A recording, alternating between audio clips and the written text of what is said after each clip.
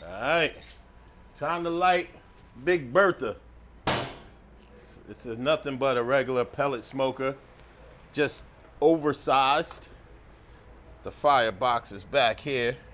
Pitmaster means you got to be able to manage or master your pit. With that being said, my igniter blew out on my smoker. So what I do is I self-light it. That's why I'm back there with a torch. All right, just gotta wait and get that thing lit. The wood I like to use is cherry, maple, hickory. The hickory is for the potent flavor of the wood. Cherry is for the color. And the maple is more of the sweet part of it that won't so much add so much sweetness, but it will make your rub and your sugars kind of melt together. I feel it kind of gives it, it burns into that sap that comes out of like the maple tree that we get syrup from. So that's the sweetness that I'm looking for, especially good on pork and ribs. Cherry's good for pretty much anything, but it's going to give it its color, that nice mahogany color. And then the hickory is pungent, so you don't want to put too much hickory or mesquite. Those are your most stronger woods. Oak, you want to just give it enough to get the flavor into the meat. So we got everything nice and lit. Time to work on getting this meat together. All right, get some nice ribs going here. What I do is I get them a St. Louis cut. So they're already prepared for me by getting them St. Louis cut. Typically what you could do is you could just get your regular spare rib, and it'll have your rib tips and your St. Louis cut in there together. But what I noticed, the consistency of my guys here on how they trim the St. Louis cut is the reason why I start bringing them in already pre-trimmed. And what I mean by pre-trimmed is taking that brisket bone off the spare rib, because again, they would have these little skinny rib tips, give a nice portion of meat, So this was one way I was able to find the consistency would be the same. So what you have here is a St. Louis style spare rib. Typically, if you wanted a regular spare rib, it would be a little wider, so it would have a brisket bone on top. And what that is, that would be your rib tips. So if you had the rib tips on there, all you would do is spin it to the back, kind of mark it with the back of the knife, put a line, and then just follow your knife with that line. So again, mark it with the back of your knife, put a nice little line. See, if you go on the back of the meat, it kind of a line you could follow, and then you could just kind of cut that straight line and cut that rib tip off. But again, this is already done for us. So what I'm gonna do is just kind of trim some of the gnarly pieces of meat off the back. So when I say trimmed, it's not trimmed to perfection, but it's more of a butcher style trim. I'll take that off. In the restaurant, we'll probably use that for some broth, put that into a pot with some onions, and let that boil up, and that would be some broth for us for something that we're trying to season. But I'm not going to do that right now. But right here, you see, you got some nice fat right here that you want to kind of get off. It won't render down. It's more of a skin fat. The silver skin sliced into, some real fatty deposits. You don't want to go crazy with ribs trimming them, but you do want to get some of the fat stuff that won't render down into your cook. And if you notice how I did that, I just went in with a nice fillet knife, went underneath the fat deposit area, bring the knife out back, and then always cut away from you. Don't cut towards you. And that limits that limits yourself from cutting yourself. And see how I got all that nice fat stuff off of there? By just doing that, I'll just pick it up and kind of fillet it back a little bit. That's it. It's a nice St. Louis cut rib right here. You know, what you're looking for in a rib, if you want to, you know, really be a perfectionist about it, you want to kind of grab a rib that has a lot more meat, the meatiness of it. What I like to do is look for the bones, straight bones. Some of these ribs can really have some real twisted bones, especially for competitions. You want to kind of give nice straight cuts. So you want to get something that is kind of straight. So just pick up your rib back and just check it out from the back. This one already has the membrane taken out. The butcher was nice and already took the membrane out. This one still has the membrane in, so I'll let you take a look at what I mean by the membrane. It's just a nice little skin on the back of the rib. It's more of like a silver skin. If you could leave that on and cook with, I have done it, and leave that on as well. But if you really want to season your meat, see now this meat is all exposed. So once you season, that will penetrate into that meat cavity, and you'll be able to season and marinate and get more flavor into that rib. So let me show you on this one how I trim this one down as well. Again, this is a flat. The flat, you could take that little bit off, just trim that off. Same way, just go up there with your little fillet knife and try to get underneath it. And then once you get it started, you can hold it up, come underneath. You see how it's just coming off? You don't have to really gouge down. And that's about as much trim as I need to get on that. Same thing here, your fatty side is always going to be, once you start getting to the little rib side, riblet side, what I like to do is like to just get into about the second bone, square it off. Just more of a consistent cook, because see, if you're cooking with this will be the first thing done, and this will be all burnt up or overcooked, and then this one will be perfect. And I do that because I don't want my guys to sell anything I don't want to put on a plate. So I kind of try to make it a little foolproof for them, so they don't serve things that I wouldn't want to serve. Same thing here, kind of just pull that down a little bit, find where your bone is starting at, and just follow that down.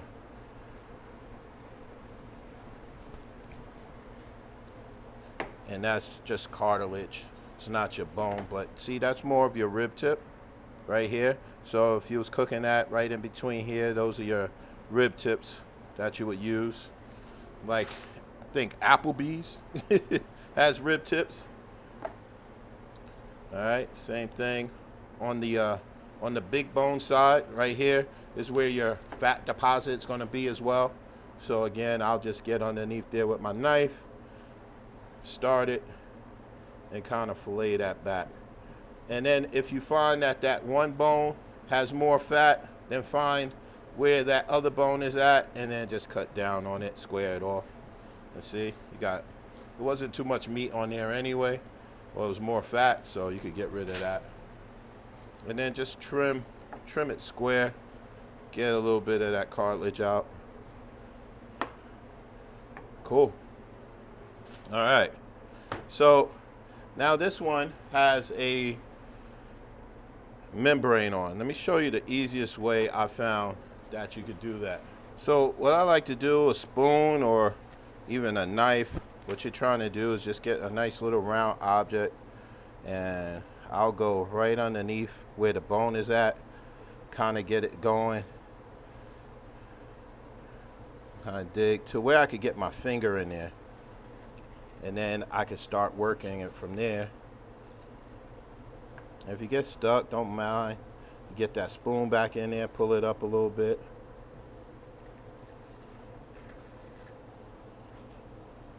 And you just pull that back. Once you get it going, what you want to do is kind of grab a piece of paper towel because it's slippery, and you can kind of just pull that right back. And then if you want to get technical, get some more out, the same thing. Like I said, it's a little easier to pull when you have a paper towel. I just threw away, but pull that back. It gives a little something to grab on. So now, both these ribs have the membrane removed. All right. Cool. So we're going to season these up. Throw a little bit of oil on the back of the rib.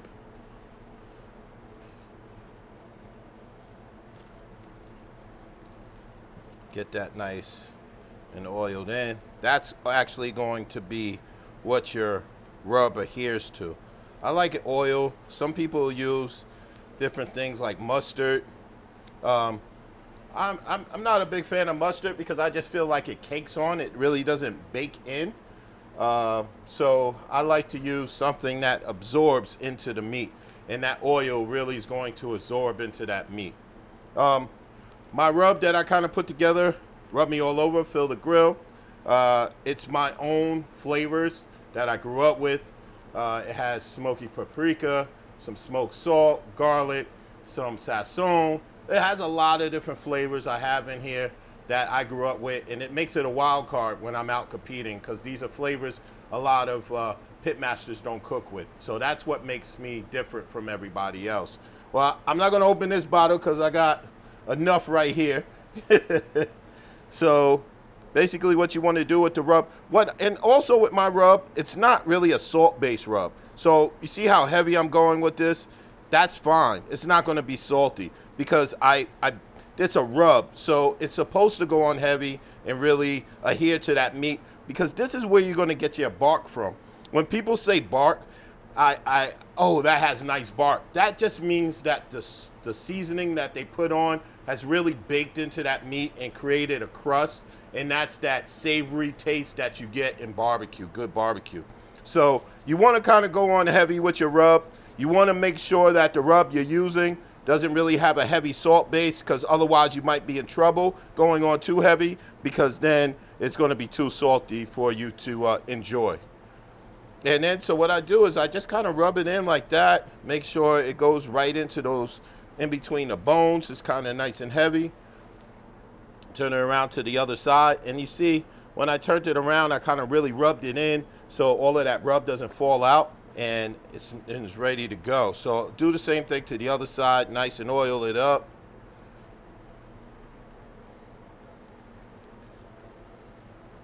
All right, and then throw some more rub liberally. Rub that in.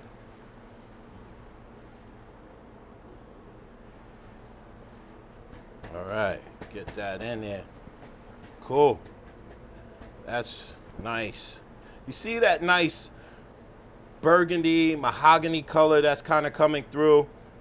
This is what they call sweat, right? So when they say that the meat, season your meat and let it sweat. So that what that means is let the rub start sweating into that meat.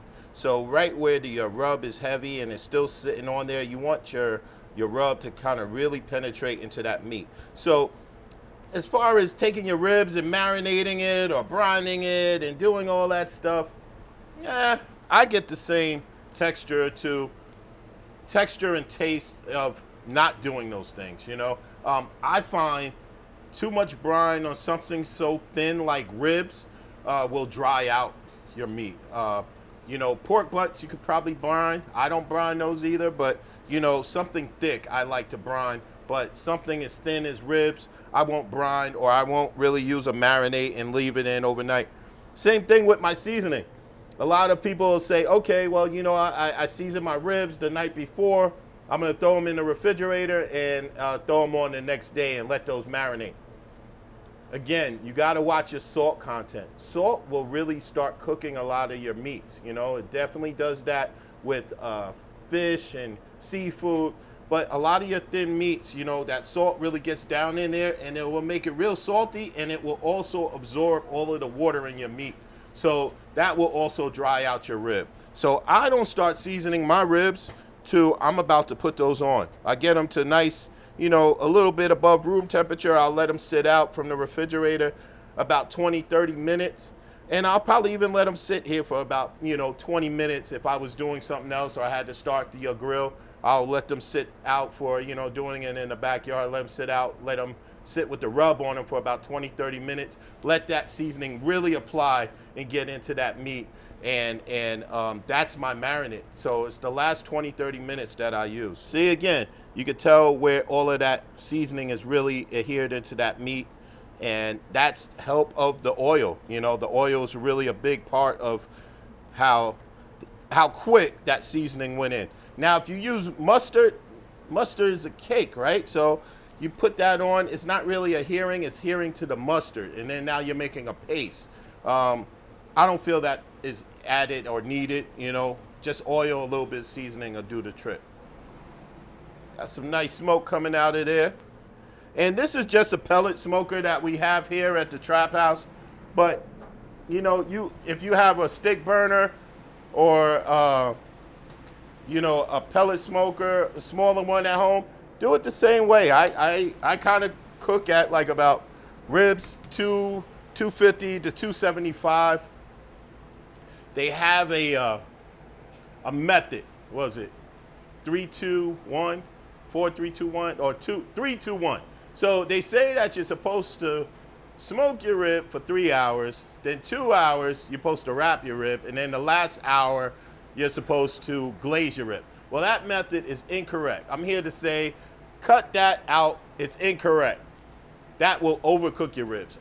A good rib cooked at 250, 275 for 3 hours will be enough time to get that meat done. Basically, what you're doing is trying to get, when you take your thermometer, and you want to really use your thermometer and poke in between the bones and right in the meat. Don't go all the way through to where you're poking out the other side, but right in between the meat and seeing what temperature you have at that point. And you want to get a finished temperature of about 202.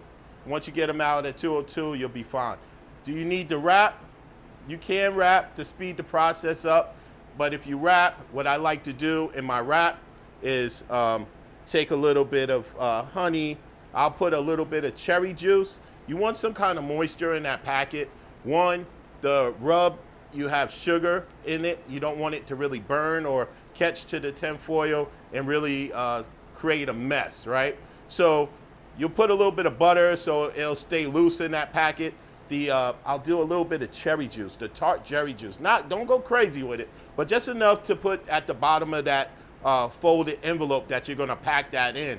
And the reason for it is gonna base. And that gives a nice little flavor to the rib. That little bit of cherry juice will give that nice little flavor. So you can put honey, you can put butter, you can put brown sugar, a little bit of cherry juice. That'll be enough. And then just maybe cook that for like about 45 minutes to an hour before you go to your last glaze period, But that's about it. With mine, I'm gonna just let it rock through the whole time.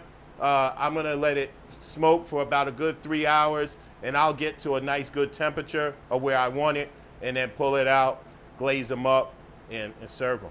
So this whole wall is the barbecue slings, and that's the method, the 3-2-1, right? So 3-2-1 is supposed to be the cook time, then the wrap time, and then the glaze time. That's 6 hours you're gonna be cooking something thin as ribs. Unless you're cooking it at like 195, that's way too long to be cooking ribs. All right, been having these ribs smoking now for about 3 hours. They're at 202 in temp. Got some nice good bark on them. Take them up top. Show you what I do with them after that. It's got a nice mahogany color to them. You got that seasoning that really adhered nicely to it, So what I'm gonna do here is kind of just trim this off a little bit. All right, but you got some, look at that smoke ring. That's a nice smoke ring that went around there. That's where you get that cherry. That cherry wood is really showing in these ribs. So what I like to do, and you could do this in the smoker, or you could do it, or you don't have to do it. You could just sauce them and serve them. But what I like to do, I don't like a real saucy rib. So I got a nice barbecue sauce here, It has hints of cherry, definitely. A little bit of sweet heat. And what I like to do is just kind of like baste those ribs down. And this is how I do my wet rib, right? Kind of really candy paint it on there. Woo, look at that. But see, the secret of the sauce, you see how that's kind of really gelling up on that rib? That's because of the sweetener that I put in there. So I have a nice balance of sweetener in there. I'm using an apple jelly. That's giving that rib a nice shine. And it's really coated real nice. See how I pulled it and it's not really dripping off? That's a nice thick sauce. That's what you want. So same thing with this side. I'll do the back and then the front. Really paint that on there. All right, now that's my wet rib. I'm gonna put that right here on this tray. I'm gonna put it in the broiler. Let that nice nice sauce get coated right onto that rib. So basically what I want to do is I don't want it saucy where I'm messing up my hands, and it's just a nice little tackiness to the rib. While that's going, let me show you what I do with my dry rub. So with my dry rub, I'll add a little more, right? So you could actually send that out as a dry rub. So what I'm doing is I'm just adding a little bit of oil, you know, to help the seasoning adhere. And then hit it with a little bit of rub, right? Tap that rub in there. See how it's nice and coating that rib. Dry rub. People that want dry rub ribs, they want to taste the seasoning, definitely, but they want to also taste the smokiness and more so the meat itself. So you want to keep that in mind when you're doing a dry rub rib. But you see how that oil helped, again, it to adhere. I'm gonna get that rib in that broiler and let that seasoning really cook on top of that. Cool. And I'll let those sit up there for a good 10-15 minutes, and I'll check them, make sure that the top one on top, the sugar's not burning into the from the sauce, you know, the sugar and the sweetness. Make sure that that's not burning, because you don't want to taste that burnt sugar, because then that's that bitterness that you don't want to get. But you just want it to coat nicely, and it's doing a nice job right now. You know, you start seeing it bubble up. It's doing a nice job, but we'll get it in there just a little longer, about 10-15 minutes. Woo, these babies right here. Look at this. Woo, look how that coated on there. See, it's not saucy anymore, but it's nice and coated, baked in there, that nice sauce. So that's my perfect rib. I love that. What I like to do is spin it upside down, because this way you can see the bones. I got a cleaver, but you can use any kind of knife. But it's an easier cut when you see the bones, especially if you have a like a real curvy slab of ribs where the bones is going kind of crooked on you. But I like that, man. So let me show you how we played it up at the Trapp House. Let me show you what you're getting. Again, you got some nice ribs right here. Slab Saturday at the Trapp House. It's good stuff. Good stuff. Now we got our nice dry rub ribs right here. Look at how that seasoning really coated into those ribs. Same thing here. I'm gonna flip them upside down, get my cleaver, and this is what you get at the Trapp House. Woo, look at them nice dry rub ribs right there, baby. Dry rub.